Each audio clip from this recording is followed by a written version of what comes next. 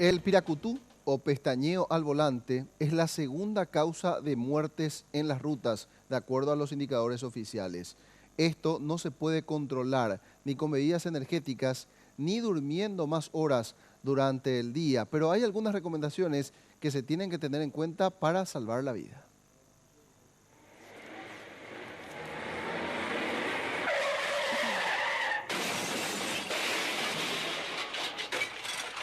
Este jueves, un hombre de 25 años perdió la vida solo una cuadra antes de llegar a su casa. El accidente se produjo a las 4:20 de la madrugada, cuando el joven volvía de su trabajo en horario nocturno. Pero no es el único caso.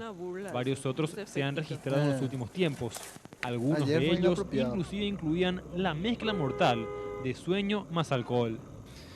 Las principales causas de accidentes generalmente suelen encabezar el consumo de alcohol. Posteriormente ya se encuentran los trastornos de sueño relacionados con esto, ¿verdad? Dentro de los trastornos del sueño, el insomnio es el más frecuente como causal. La gente últimamente también duerme menos.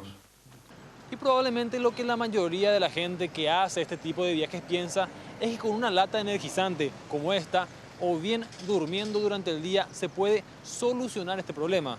Pero la verdad es que no es así, e incluso puede ser mucho peor. Y de hecho, en otros países la gente que hace turnos nocturnos se jubila antes por cómo repercute eso en la salud de las personas. Y dormir de día en realidad no recupera, porque el sueño que realmente sirve es el de la noche madrugada, ¿verdad?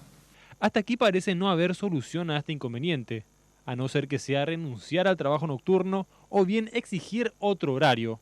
Para el especialista, la mejor alternativa es evitar los horarios críticos, que van entre las 14 y 15 del mediodía y entre las 2 y las 6 de la madrugada.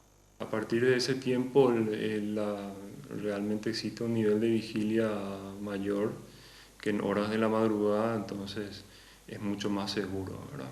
Al salir de un turno o un trabajo, hacerlo un poco después de ese horario, incluso desayunar y posteriormente salir del ambiente laboral, ¿verdad?